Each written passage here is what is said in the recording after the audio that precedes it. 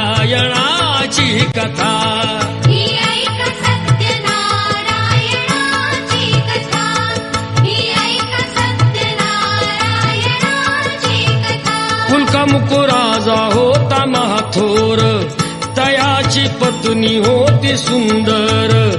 नदी किनारी एकदा त्यांनी घातली महापूजा दोघांनी आले एक नौका त्याच मार्गानी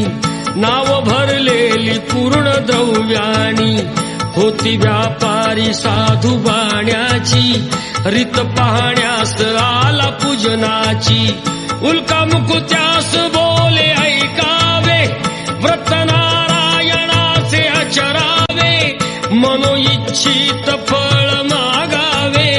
चरणी श्रीहरीच्या लागावे घराशी आला वाणी परतून